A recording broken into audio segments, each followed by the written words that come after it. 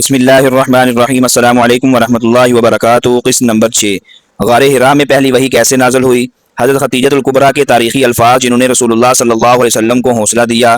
میرے محترم بھائیوں، رات کی گہری خاموشی ہے، مکہ شہر سو رہا ہے، لیکن جبل نور کی چوٹی پر ایک غار ہے، غار حرا، جہاں ایک ایسی عبادت جاری ہے جو پوری دنیا کی تقدیر بدلنے والی ہے۔ یہ وہ لمحہ ہے جس کا انتظار زمین بھی کر رہی تھی اور آسمان بھی۔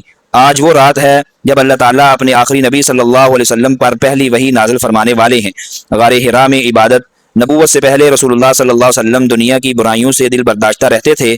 آپ صلی اللہ علیہ وسلم اکثر غار حرا میں تشریف لے جاتے، اللہ کی عبادت اور غور و فکر میں وقت گزارتے، اور یہ کیفیت کئی دن تک رہتی۔ پھر آپ صلی اللہ علیہ وسلم گھر آ کر حضرت خدیجہ الکبریٰ رضی اللہ تعالی عنہا سے زادرہ لیتے اور دوبارہ غار حرا چلے جاتے۔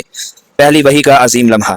ایک رات، رمضان المبارک کی ایک بابرکت رات، اچانک ایک عظیم فرشتہ غار میں تشریف لایا۔ یہ حضرت جبریل علیہ السلام تھے۔ انہوں نے فرمایا، اقرا، پڑھیے۔ رسول اللہ صلی اللہ علیہ وسلم نے فرمایا، میں پڑھنے والا نہیں ہوں۔ حضرت جبرائیل علیہ السلام نے آپ صلی اللہ علیہ وسلم کو اپنے سینے سے لگایا، پھر چھوڑ کر دوبارہ فرمایا، اقرا۔ تیسری مرتبہ بھی یہی ہوا۔ پھر اللہ تعالیٰ کا پہلا کلام نازل ہوا، اقرا بسم ربک الذی خلق، خلق الانسان من علق، اقرا وربک الاکرم الذی علم بالقلم، علم الانسان ما لم یعلم۔ سورۃ العلق، آیت نمبر 1 سے 5 تک۔ یہی وہ لمحہ تھا جب نبوت کا آغاز ہوا۔ رسول اللہ صلی اللہ علیہ وسلم کی کیفیت، یہ غیر معمولی واقعہ تھا۔ رسول اللہ صلی اللہ علیہ وسلم غار حرا سے فوراً نیچے تشریف لائے۔ آپ صلی اللہ علیہ وسلم کا جسم مبارک کانپ رہا تھا۔ گھر پہنچ کر فرمایا، زملونی زملونی، مجھے چادر اڑا دو، مجھے چادر اڑا دو۔ حضرت خدیجہ الکبریٰ رضی اللہ تعالی عنہا نے فوراً آپ صلی اللہ علیہ وسلم کو چادر اڑائی اور پوری محبت سے تسلی دی۔ حضرت خدیجہ الکبریٰ کے تاریخی الفاظ۔ جب رسول اللہ صلی اللہ علیہ وسلم نے پورا واقعہ بیان فرمایا اور اپنی کیفیت کا ذکر کیا تو حضرت خدیجہ نے وہ تاریخی الفاظ کہے جو صحیح بخاری میں محفوظ ہیں۔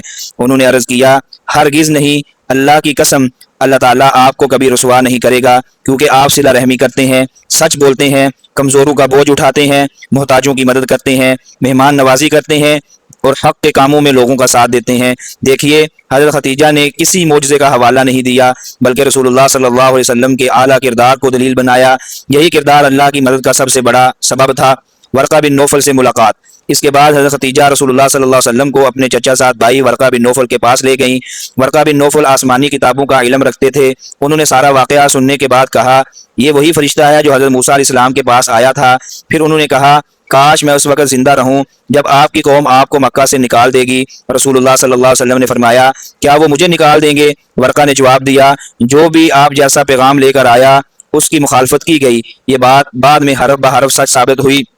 آج ہمارے لیے سبق۔ میرے عزیزو، اگر زندگی میں کبھی مشکل آئے تو حضرت خدیجہ الکبریٰ کی طرح اپنے گھر والوں کا حوصلہ بڑھائیں، اور اگر کبھی حق کی خاطر آزمائش آئے تو رسول اللہ صلی اللہ علیہ وسلم کی طرح ثابت قدم رہیں۔ یہ بھی یاد رکھیں، اعلیٰ کردار کبھی ضائع نہیں ہوتا، اللہ تعالیٰ اپنے نیک بندوں کو تنہا نہیں چھوڑتا۔ اگلی قسط۔ لیکن ابھی دعوت اسلام کا آغاز باقی ہے۔ سب سے پہلے اسلام قبول کرنے والا کون تھا؟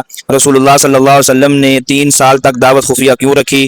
دار ارقم میں کیا تھا اور وہاں کیا ہوتا تھا؟ انشاءاللہ قسط نمبر 7 میں ہم اسلام کی ابتدائی دعوت اور پہلے مسلمانوں کے ایمان افروز واقعات مستند احادیث اور سیرت کی روشنی میں بیان کریں گے۔ تب تک کے لیے اللہ حافظ۔